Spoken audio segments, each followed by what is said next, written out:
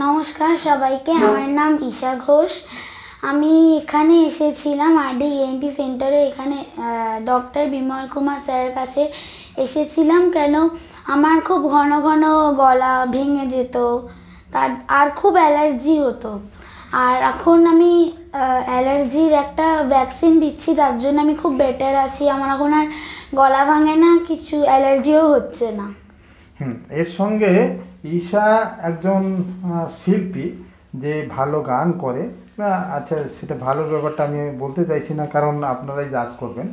তো ও কিছু গান করবে যে এই আমি ওকে এর পাশাপাশি ইমিউনোথেরাপি, যেটাকে বললো ভ্যাকসিনেশন করা অ্যালার্জির জন্য, সেটা তো করছেই।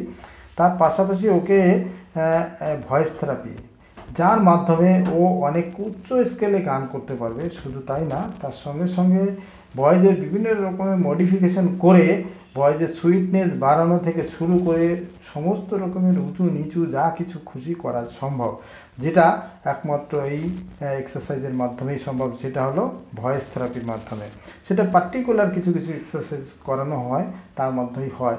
হ্যাঁ, আপাতত কিছুদিন আগেই আমি এটা শুরু করেছি, ও সেটা করছে। আশা করি এর ভবিষ্যতে ওর অ্যালার্জিরও কোনো সমস্যা থাকবে না। অ্যাট দ্য সেম টাইম ও যে কোনো স্কেলে গান করতে পারবে এবং তার সুইটনেস বাড়বে, এবং উচ্চ স্কেলে গান করতে অসুবিধা তো হবেই না, আরও করতে পারবে, আরও যে কোনো স্কেলেও গান করতে পারবে।